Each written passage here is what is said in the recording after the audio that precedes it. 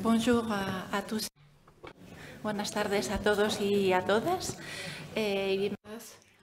Bienvenue à cet atelier autour de la priorité 5 du programme. Dans cet atelier, nous allons faire une présentation générale de l'objectif spécifique de la priorité 5. À mes côtés, on a Thomas Bruni du GECT et Mayra Lopez du gouvernement d'Andorre qui vont participer à cette présentation. Et après les présentations, on passera le micro pour que vous puissiez poser toutes questions sur le développement des projets, la mise en œuvre des projets et l'exécution. Si vous demandez la parole, s'il vous plaît, prenez le micro car nous sommes en train de diffuser en ligne et comme ça le public qui est connecté en ligne pourra vous écouter. Par ailleurs, à 17h45, cet atelier doit être terminé. Donc, à cette heure-ci, on pourra poser les dernières questions avant de fermer. Tout d'abord, une petite présentation sur la priorité 5 du programme. Elle va être ouverte lors de ce premier appel à projet.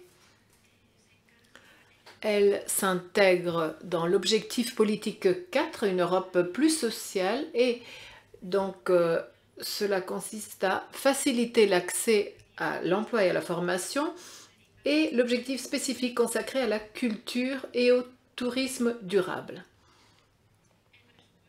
Le budget total pour l'ensemble de la période de programmation de cette priorité de 35 millions d'euros.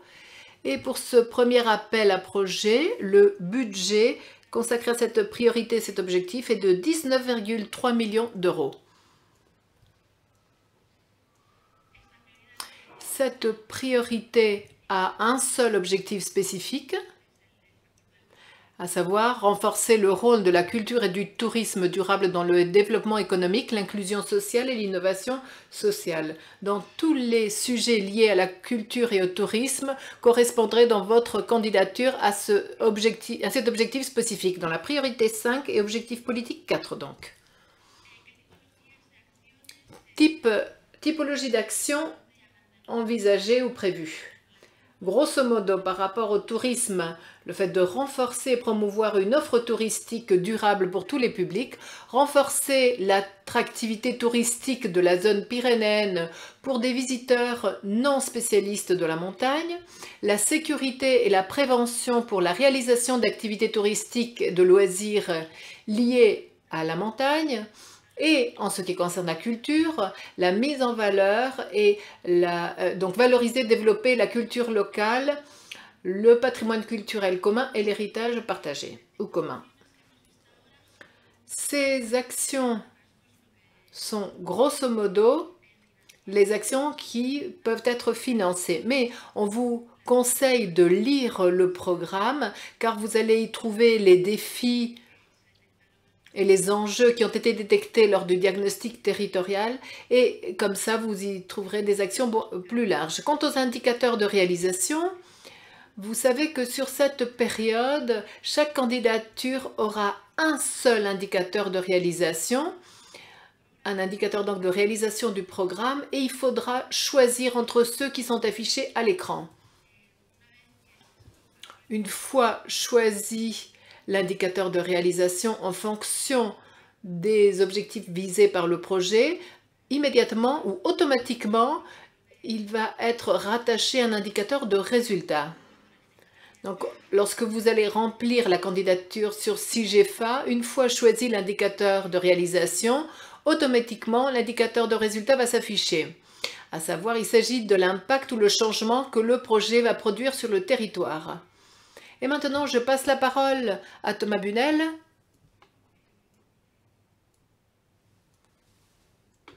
Bonjour à tous. Peut-être je précise un petit peu pour qui je parle, parce que la NCT, ça ne parle pas forcément à tout le monde, même aux Français, hein, c'est pas forcément un organisme très connu. C'est un service de l'État, en fait, qui travaille sur différentes politiques publiques, et nous, en particulier, on travaille sur les Pyrénées. Donc on accompagne des projets dans différents secteurs, en particulier dans le domaine du tourisme et du patrimoine. Et puis, il s'avère qu'on représente également l'État au sein du partenariat du programme POCTEFA, d'où ma présence ici. Et voilà. Moi, je voulais insister sur quelques points particuliers, voilà, en complément de ce que... Merci Teresa, effectivement, d'avoir bien campé un petit peu les attendus je dirais, de cette mesure. C'est une priorité, enfin vous l'avez vu, il y a un peu d'argent, je dirais, au pot. Pour autant, c'est souvent une mesure qui est très demandée. Une priorité qui est souvent assez, entre guillemets, excusez-moi l'expression, mais concurrentielle, parce que il y a beaucoup d'acteurs qui souhaitent, sur les deux domaines, monter des projets, et c'est bien normal, puisque c'est une des grandes forces, je dirais, de la zone, d'avoir beaucoup de richesses patrimoniales à partager d'un point de vue touristique ou culturel, et bien évidemment ça génère pas mal de projets souvent, d'autant plus que le dernier appel à projet sur le POCTEFA, je dirais appel à projet classique, il date quand même sur ces secteurs-là d'il y a quelques années. Donc c'est pour ça que, alors je ne vous dissuade pas en disant ça de monter des projets sur cette priorité, je dis juste que et je vais y venir peut-être, il faudrait avoir des angles d'attaque, à mon avis, assez intéressants au regard des attendus, évidemment du programme et des défis qui nous attendent, parce que je vais peut-être enfoncer quelques portes ouvertes, mais on est quand même dans une grande phase de transition sur ces secteurs. Évidemment, on sort de la crise Covid avec... des fragilités, on va dire ça comme ça, à la fois très structurelles et conjoncturelles, sur lesquelles il va falloir, à mon avis, travailler. Et c'est le sens de mon propos, c'est-à-dire que les projets doivent aborder différents angles. Si je pense à la question sociale, par exemple, enfin sociale au sens très très large, sur l'emploi, sur la formation, sur la main-d'œuvre, on voit que ce sont, dans ces secteurs d'activité, qu'ils soient culturels et touristiques, on a quand même des grosses fragilités à la sortie de crise, des grosses interrogations très fortes sur comment vont fonctionner ces activités de service. Et donc, je pense que c'est intéressant d'avoir des projets autour de ces questions-là, pour comment on redonne de l'appétence peut-être à certains métiers, comment on peut travailler sur ces secteurs-là à travers les projets qu'on peut développer au niveau transfrontalier, parce que je crois qu'il y a un vrai sujet là-dessus. Deuxième chose, je pense qu'il y a un vrai défi qui nous attend sur les types d'activités aussi. Enfin, alors d'un point de vue touristique, on est quand même dans on a un défi climatique à relever sur certains secteurs d'activité qui nous impose de repenser, je dirais, peut-être les propositions d'activités, de loisirs. Et puis d'un point de vue culturel, on constate évidemment la difficulté de faire venir ou revenir peut-être un public autour de certaines propositions, et je pense que ça c'est un vrai sujet sur lequel il faut qu'on se concentre, nous acteurs de ce programme à l'échelle transfrontalière. On a évidemment la question, ces activités génèrent aussi des déplacements, une question d'accessibilité et donc un défi énergétique aussi à relever. Et je pense qu'on peut avoir aussi une attention particulière, et c'est ça que je veux dire à travers ces différents angles d'attaque sur vos projets, à partir du moment où vous attaquez ces questions-là, peut-être de comment on fait venir des gens soit en montagne pour pratiquer des activités, soit pour des propositions, qu'elles soient touristiques ou culturelles. Je pense qu'il y a un vrai sujet aussi là-dessus qui est intéressant de faire fructifier à l'échelle transfrontalière. Et puis, alors là c'est plus spécifique peut-être au secteur touristique, on a quand même une bombe à retardement, on va dire ça comme ça, sur la question de l'hébergement, qui me semble être totalement partagée je vais pas dire des deux côtés de la frontière. En français, on dit des deux côtés de la frontière, mais comme on a trois frontières, je veux dire des trois côtés de la frontière. Voilà, on a un vrai sujet, à mon avis, qu'on peut tout à fait aborder collectivement à travers des projets de coopération. Je tiens à faire sur ces, voilà, ayant planté, je dirais, ces 4 angles d'attaque qui me semblent intéressants peut-être de travailler pour donner une teinte, je dirais, intéressante et pertinente à vos projets. Il me semble devoir vous mettre en garde sur la tentation facile, hein. Sur ces secteurs-là, c'est assez facile et c'est pareil, je dirais, à chaque programmation.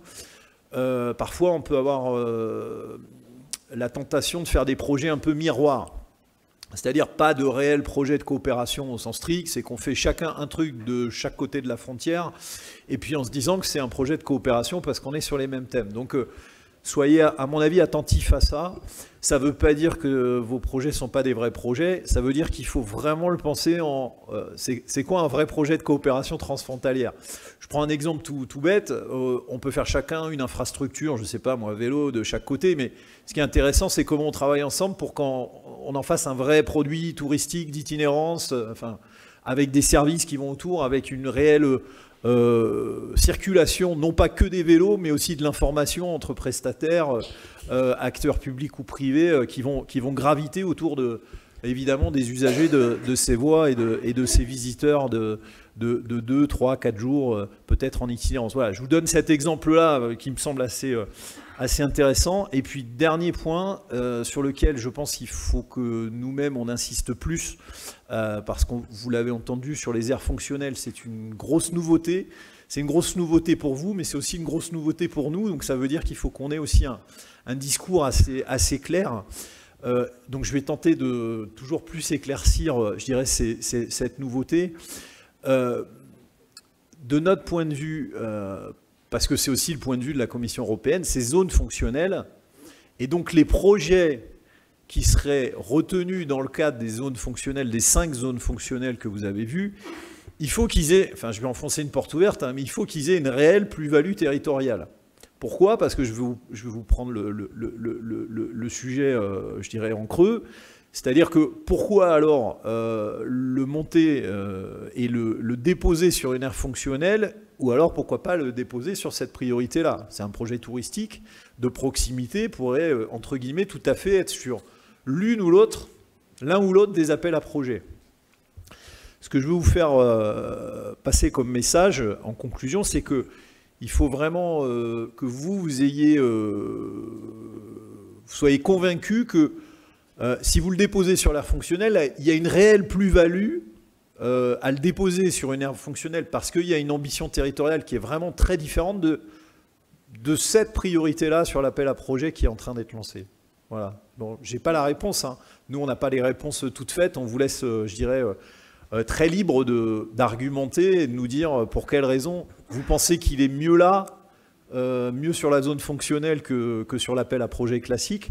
Mais voilà, je vous invite vraiment dans vos candidatures et dans vos argumentations à bien réfléchir cette question-là et que ce n'est pas juste une question d'opportunité ou de proximité. parce que ces zones fonctionnelles sont vraiment faites pour donner une plus-value et qu'on n'aurait pas, je dirais, à travers les priorités classiques des appels à projets classiques. Voilà. Moi, j'ai peut-être une première réponse à ça. En zone fonctionnelle, on peut s'imaginer qu'on déborde un peu ce cadre-là. C'est-à-dire qu'on puisse mélanger, enfin, je veux dire, un projet, on peut très bien avoir les 4 ambitions peut-être et les 4 défis de transition que j'ai cités. Ils peuvent peut-être difficilement rentrer dans un, je dirais, parce qu'ils font appel à beaucoup de choses, du social, de la mobilité, enfin différents secteurs assez transversaux. Et peut-être que, pour le coup, la zone fonctionnelle peut répondre, peut-être mieux, dans une logique beaucoup plus ramassée territorialement, à un projet qui embrasserait, je dirais, beaucoup de sujets et qui se retrouverait finalement un peu étriqué dans cette priorité et se retrouverait beaucoup mieux dans une entrée plus territoriale. Voilà, merci de votre attention et je passe la parole à Meira du gouvernement d'Andorre. Merci Thomas. Bonjour à tous et buenas tardes à tout le monde. Bonjour à tous.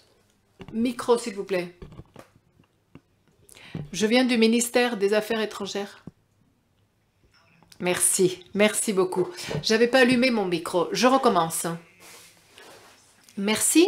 Je m'appelle Mara Lopez, coordinatrice de la coopération transfrontalière au ministère des Affaires étrangères d'Andorre. Comme Thomas vient de le dire, on dit toujours d'un côté et de l'autre de la frontière. Nous, on est juste au milieu, mais bon, on fait partie quand même des Pyrénées.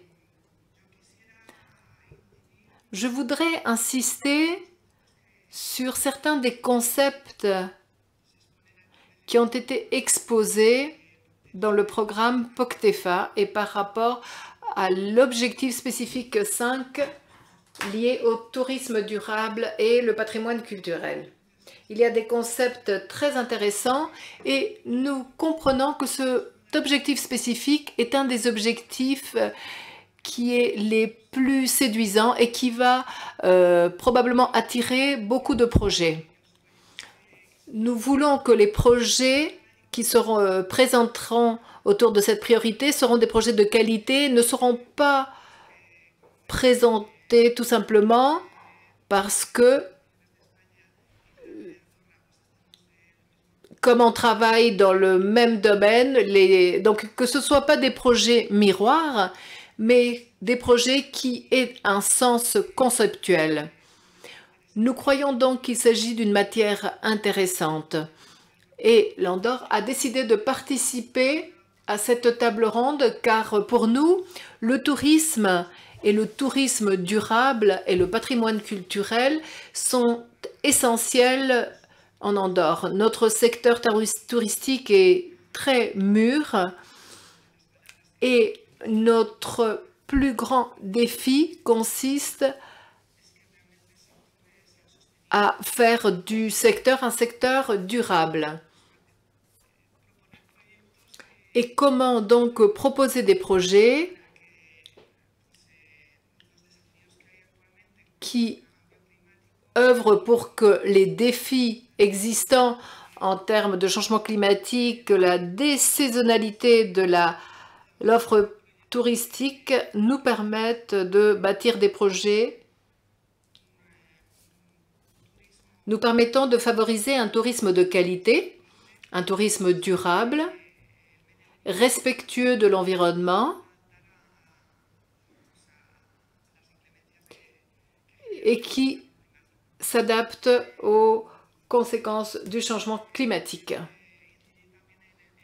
Je voudrais également insister sur le fait que ces projets doivent générer de l'emploi local et mettre en valeur les éléments communs de la culture et du patrimoine culturel, matériel et immatériel. Et je voudrais profiter de l'occasion pour vous présenter quelques exemples de projets. Par exemple, l'Andorre voudrait travailler avec l'Occitanie et avec la Catalogne afin de créer des itinéraires touristiques liée à la transhumance, une activité du patrimoine immatériel qui peut être mise en valeur. Il s'agit d'une activité qui est une valeur pour les Pyrénées. Un autre exemple serait la promotion d'itinéraires autour de la pierre sèche, une activité traditionnelle sur notre territoire et qui actuellement est mise en valeur. Et nous croyons qu'il est très bon de l'encourager car il s'agit d'une singularité de notre territoire. On pourrait aussi récupérer d'autres concepts, par exemple le tourisme actif. Le tourisme lié au sport est très important pour nous. Il faudra, comme disait Thomas, voir quels sont les projets qui sont mieux adaptés à un appel à projet classique ou quels sont les projets qui correspondent mieux avec une zone fonctionnelle. Car il peut y avoir des projets très spécifiques et donc qui s'intègrent mieux ou s'inscrivent mieux dans un appel à projet basé sur les zones fonctionnelles. Donc avec tous ces appels à projet, on aura une plus grande diversité. Peut-être qu'au début, il sera plus difficile de choisir entre l'appel à projet classique ou l'appel à projet fondé sur les zones fonctionnelles, peut-être, ou alors choisir l'appel à petits projets. Nous, en tout cas, et le secrétariat conjoint, nous restons à la disposition des éventuels porteurs de projets ou gestionnaires de projets. N'hésitez pas à nous poser toutes les questions que vous pourriez avoir. On essaiera de vous accompagner, de vous guider, de vous conseiller aussi dans le choix des différents appels à projets. La promotion de produits locaux et gastronomiques pourrait être une autre idée de projet. L'idée de créer un label territorial aussi pour des produits dans le domaine touristique et culturel aussi serait très enrichissant pour la zone en termes de patrimoine culturel et touristique.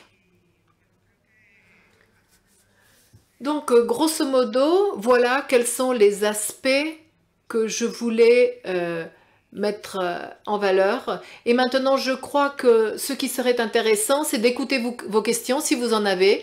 N'hésitez pas à nous les poser. Nous sommes à votre disposition.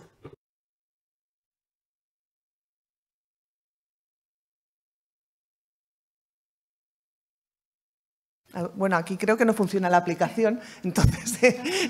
Ici, je crois que l'appli ne marche pas, donc si vous avez une question à poser, levez la main, s'il vous plaît.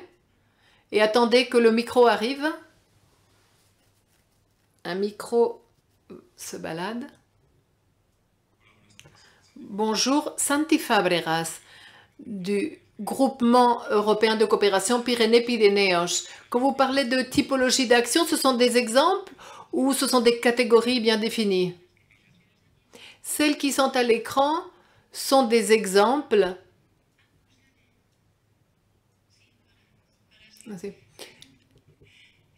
Oui. Celles que vous voyez à l'écran ont été regroupées, grosso modo, à partir de ce qui a été décrit dans le programme. Dans le programme, vous retrouverez un détail plus exhaustif, mais à nouveau, ce sont des exemples de grandes lignes d'action.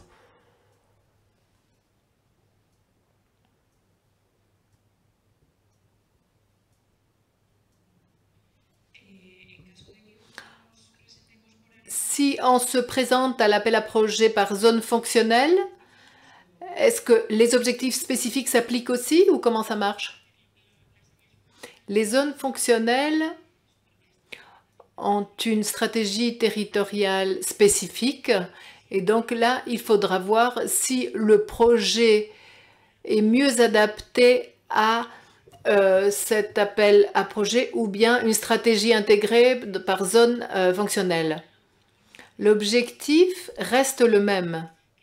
Disons, bon, il y a aussi un objectif de tourisme, mais il faudrait voir exactement quelle est l'adaptation de votre projet et s'ils s'adaptent mieux à la zone fonctionnelle ou à l'appel à projet classique. Il est difficile de le dire. Ils vont contribuer au programme. Les zones fonctionnelles vont contribuer au problème. Mais on ne sait pas encore parce que la stratégie est en cours de développement. Donc pour l'instant, je ne peux pas vous répondre en détail à votre question.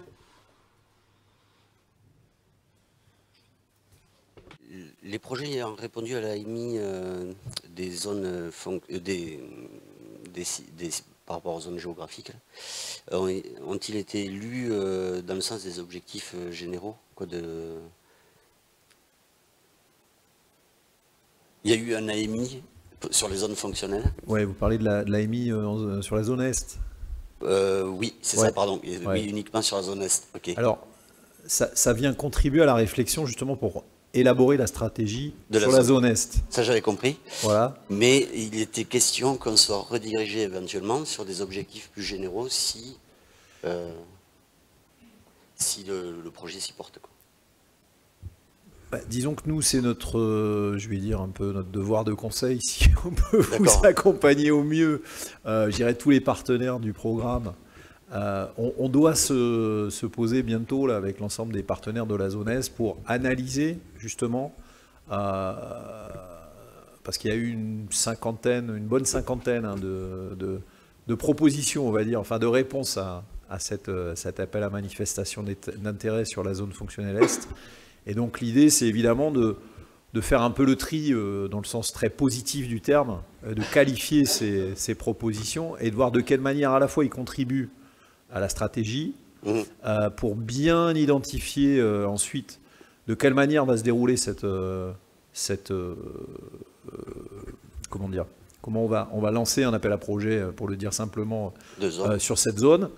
Et puis évidemment, ça permet aussi d'identifier, c'est aussi l'occasion de ces rencontres, de discussions, de pouvoir, à un moment donné, tant qu'il n'y a pas eu de dépôt de projet, pourquoi pas faire des pairs, rapprocher des partenaires qui auraient, par exemple, des envies qui seraient assez similaires ou sur des secteurs assez similaires ou sur des projets qui pourraient, pourquoi pas, faire des pairs et rapprocher des partenaires pour de futurs projets et qui pourraient, pourquoi pas, arriver sur un appel à projet classique ou bien, enfin c'est à voir, si vous voulez, ça dépend un petit peu de comment on va analyser tout ça et de quelle manière ensuite on va retourner vers les porteurs de projets qui ont justement répondu à cette AMI. D'accord, merci.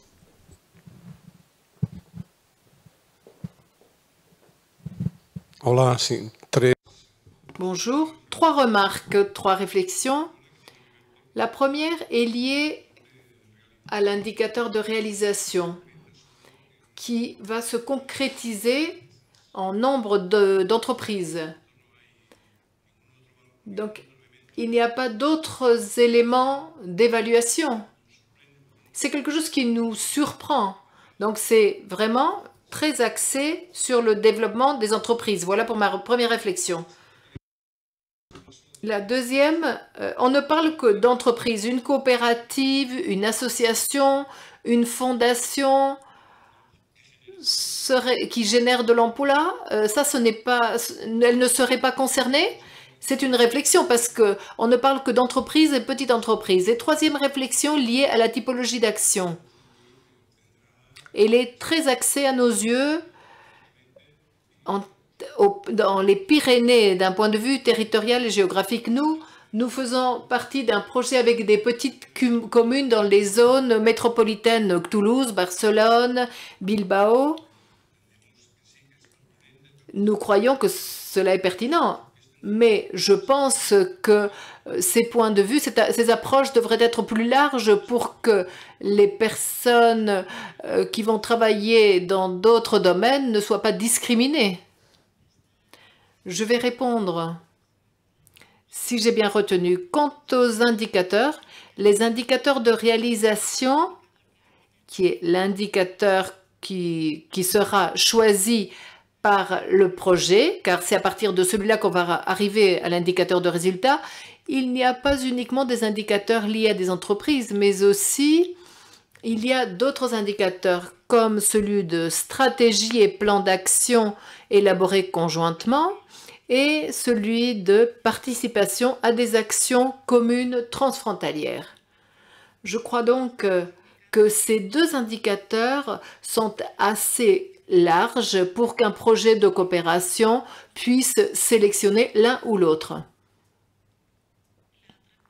La deuxième question concernait les acteurs économiques. Il faudrait que je regarde la typologie d'indicateurs, car il y a une méthodologie spécifique. Et maintenant, je ne me souviens pas s'il s'agit seulement d'entreprises, c'est-à-dire PME et grandes entreprises, ou les associations et coopératives sont comprises. Je crois que les coopératives sont englobées, mais il faudrait que je consulte le programme pour savoir si les coopératives sont concernées ou sont englobées. Pour l'instant, moi non plus, je ne me souviens pas, mais la définition de l'Union européenne d'entreprise est vraiment très vaste, très large. Elle concerne les acteurs économiques, qu'ils soient publics ou privés.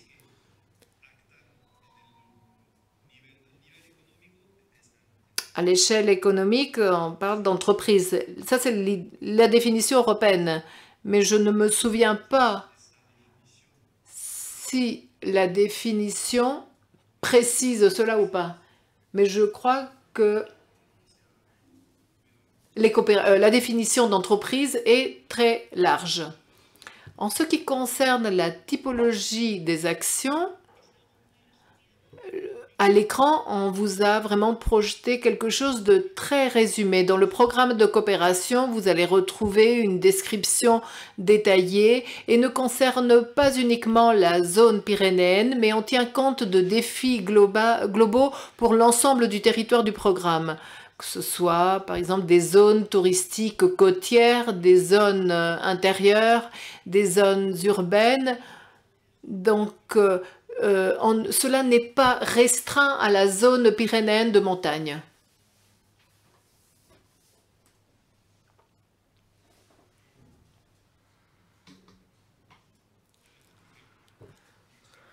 Bonjour, Iniro Bilbao, Fondation Finnova. Deux questions. Première, est-ce que le financement en cascade est possible pour les PME, par exemple dans un programme de certification environnementale? Est-ce que le financement de ces processus est prévu?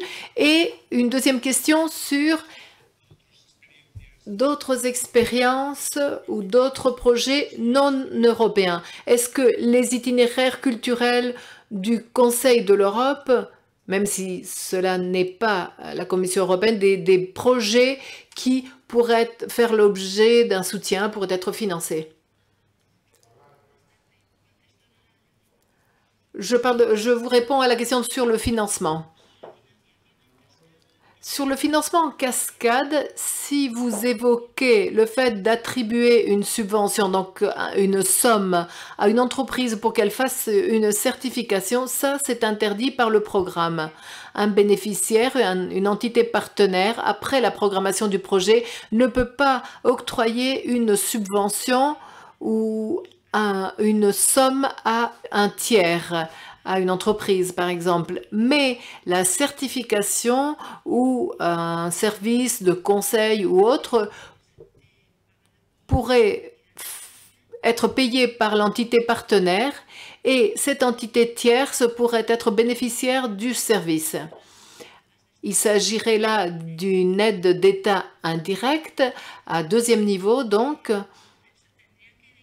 et il faudrait l'identifier dans le formulaire de candidature et dans le formulaire d'auto-évaluation d'aide d'État pour cette entité partenaire qui va donner cette certification ou ce conseil à des entreprises. Il faudrait décrire l'aide et la somme de cette aide et si cette somme va être supérieure à 20 000 €. Car comme il s'agit d'une aide indirecte, cette entité partenaire devra faire un suivi et notifier que la certification, le conseil ou le service est une aide d'État qui est octroyée à cette entreprise ou entité et donc devra assurer le suivi. Deux possibilités là. On peut appliquer l'article 20.1 du règlement de l'exemption ou bien le règlement de minimis. Si on opte pour le règlement de minimis, l'entité partenaire devrait vérifier que cette activité n'a pas reçu 20 000 € d'aide sur 3 ans. Mais bon, c'est quelque chose que l'on notifierait au projet, on dirait à l'entité partenaire de faire le suivi et que les aides qu'elle va octroyer sont des aides indirectes. Quant à votre deuxième question, justement, la question est très intéressante. Nous, on a deux projets, un qui est lié à un projet du Conseil de l'Europe, la route du fer, et justement, le service de la culture nous a demandé si on pourrait présenter un projet POCTEFA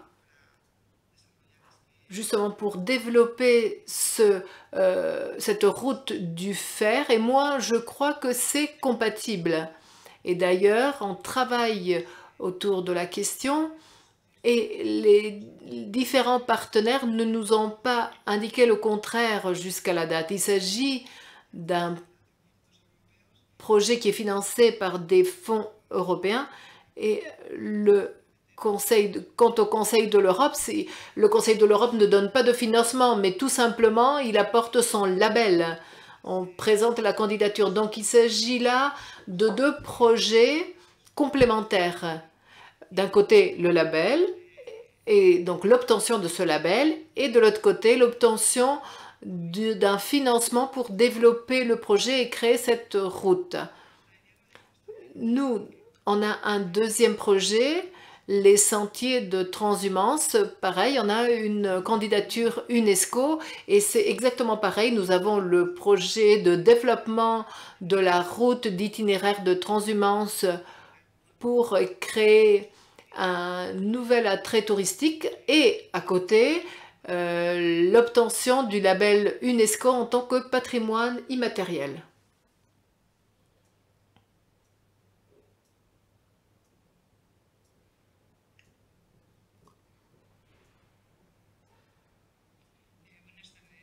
Bonjour, vous m'entendez? Maite Herrea du Concejo de Uri.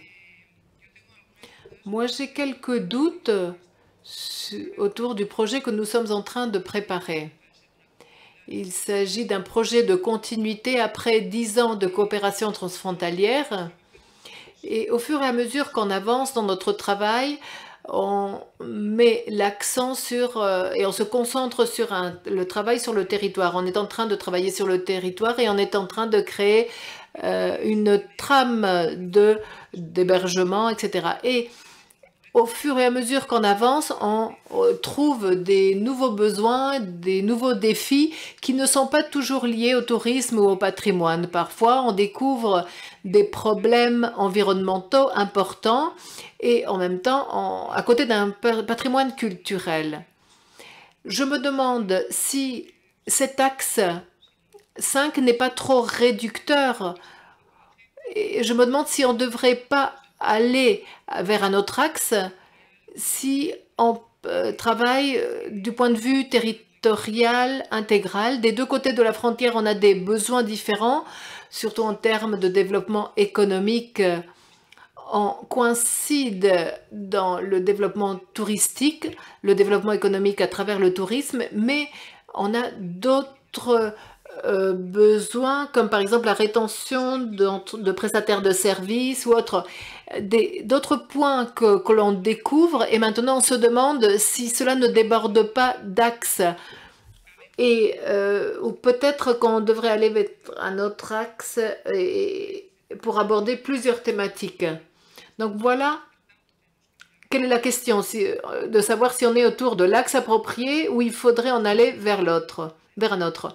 Et deuxième question, l'itinéraire du fer. Vous avez parlé de la route du fer en Andorre. Nous, on a des anciennes mines d'extraction de fer très importantes et 3 usines ou ateliers ou manufactures et aussi l'usine royale de munitions ou d'armes. On voudrait savoir comment donc comment on pourrait faire pour participer à cette route que vous êtes en train de développer en Andorre. Micro, s'il vous plaît. Micro. Micro. Le programme dit, par rapport à cet objectif spécifique, que les actions doivent être axées sur le tourisme et la culture.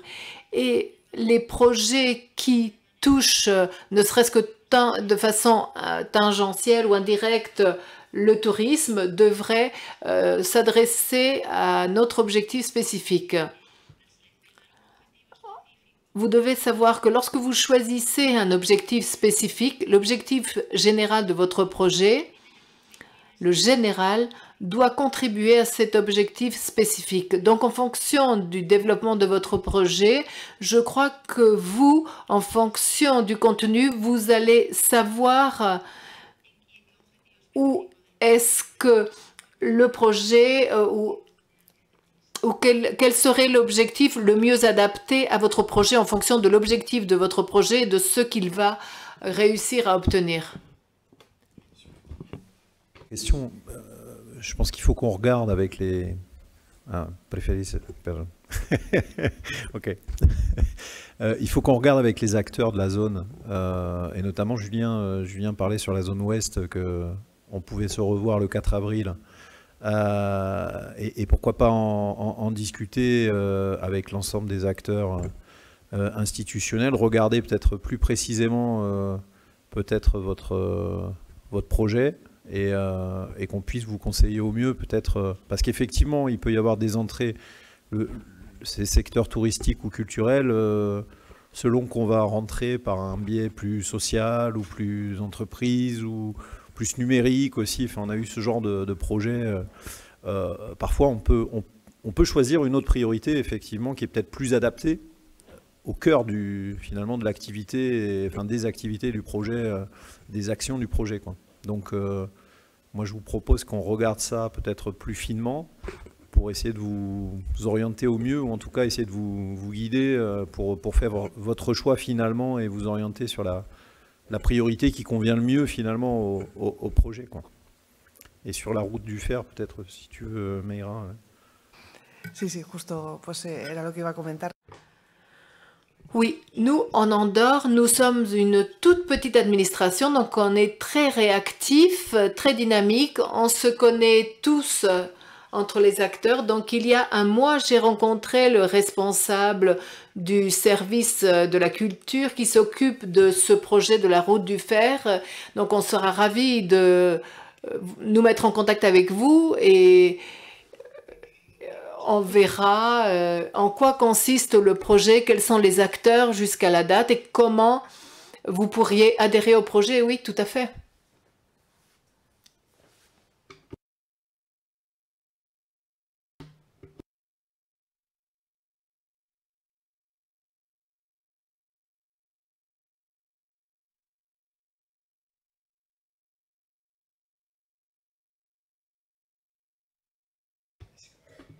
Je sais pas, vous êtes plutôt des porteurs de projets qui avaient déjà des projets tout arrêtés, ou il y a encore des questionnements très forts, ou vous êtes juste en phase de renseignement, enfin je sais pas, est-ce qu'il y en a qui veulent s'exprimer ou qui cherchent peut-être des partenaires et qui veulent présenter en 2 mots leur projet.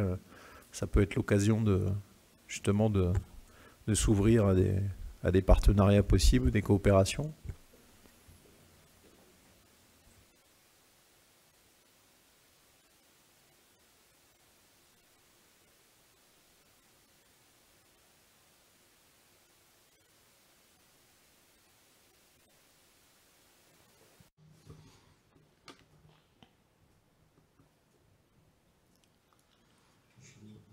Je m'appelle Ahmed Alal, je suis maire adjoint d'une petite commune qui s'appelle Gelos, qui est au pied de Pau, dans le 64, des Pyrénées-Atlantiques. Je cherche, moi, ici des partenaires. J'ai conçu avec mon maire un projet de musée sans mur pour préserver la biodiversité. On associe à la biodiversité l'art et le numérique pour sensibiliser les gens à la préservation de la nature. Voilà, donc on a deux véhicules près de chez nous. On a la voie verte, c'est une véloroute, et on a le Gave de Pau, qui est une rivière. Et donc on a deux éléments importants pour amener les touristes, le vélotourisme, et pour aussi protéger notre environnement en protégeant le Gave. Donc ce projet-là peut être... on cherche des partenaires de l'autre côté des Pyrénées, parce qu'en fait, on est à la configuration, au confluent de deux choses. On a donc la nature, mais aussi on a le haras de Gelos. Le haras, c'est un haras napoléonien. Il a été fondé par Napoléon en 1809. Et il avait pour objectif d'avoir suffisamment de chevaux pour faire la guerre en Espagne. Donc on a une connexion toute naturelle avec Pampelune, normalement, théoriquement. De l'autre côté, pardon, on a la Junta, et donc tout l'aspect montagne. Et donc c'est associer cette possibilité de se déplacer en mode pied ou vélo, en protégeant la nature et surtout en la connaissant. Voilà, donc je cherche des partenaires autour de ça. Peut-être un premier élément de réponse, je ne sais pas si vous connaissez le réseau Éducation Pyrénées Vivantes, qui est l'un des réseaux en plus les plus structurés, les plus forts. Il y a plus de 80 membres à l'échelle transfrontalière sur donc toute la zone Espagne, France, Andorre, et qui regroupe à la fois d'ailleurs tant des associatifs que des structures publiques et qui travaille à d'abord, comme son nom l'indique, c'est d'abord au départ un réseau d'éducation à l'environnement, mais qui a, je dirais, étendu cette vocation initiale finalement à la découverte de tous les patrimoines, à la découverte et à la valorisation de tous les patrimoines. Et ils ont travaillé notamment un petit peu sur une idée un peu similaire à la vôtre, de pouvoir présenter de manière très numérique, on va dire, les richesses de notre patrimoine sur les Pyrénées. Donc si vous voulez, je peux vous mettre en relation avec quelqu'un qui habite d'ailleurs pas très loin de chez vous, qui est l'animateur de ce réseau, puisqu'il habite à Gand. Alors vous voyez, vous pourrez facilement vous rencontrer, il pourra éventuellement vous mettre en relation, vous faire rentrer dans ce réseau et vous mettre en relation avec les structures qui pourraient être intéressées pour développer ce type de projet, ou vous-même vous raccrocher à des projets peut-être en cours dans ce réseau qui peuvent être multiples. Parfait. De numérique, oui, mais surtout ludique. Oui. Ils ont fait aussi un bus où ils ont mis les Pyrénées dans un bus de 90 mètres carrés. Enfin, ils ont fait des choses très ludiques et très appétantes. Enfin, on est d'accord. Il faut pas que ce soit. L'idée, c'était pas de faire vraiment de la médiation. Comme vous dites, ludique, ou enfin en tout cas séduisante et qui enchante les gens, et et pas faire un musée. Enfin, j'entends votre idée derrière excusez-moi l'expression, de pas faire quelque chose d'un musée un peu statique, voire aburrido, on dit. Voilà.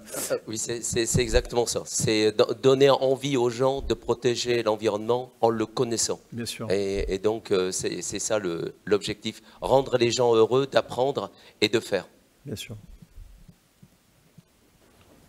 On a vu ce matin qu'en fait, dans les programmes, on n'a pas des instruments qui permettent aux potentiels candidats de chercher des partenaires, mais je pense que c'est aussi important de vous relayer sur les autorités du programme pour la recherche des partenaires.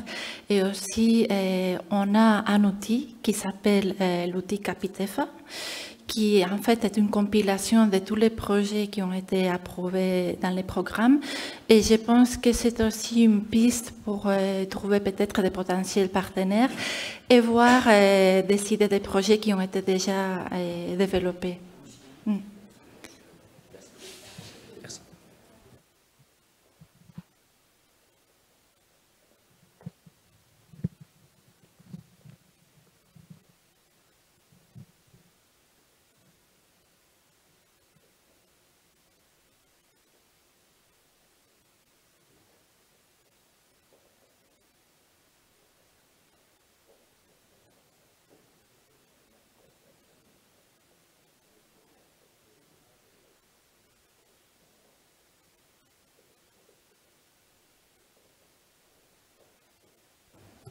Otras preguntas, d'autres questions? Y a-t-il d'autres questions?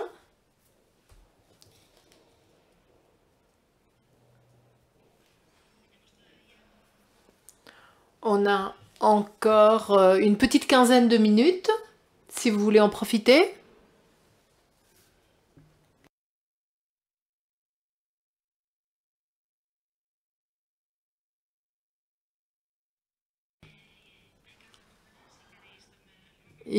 Il y a du café dehors, si vous voulez. Nous, on peut attendre ici et vous pouvez prendre un café ou... Donc, merci beaucoup. Merci beaucoup de votre participation.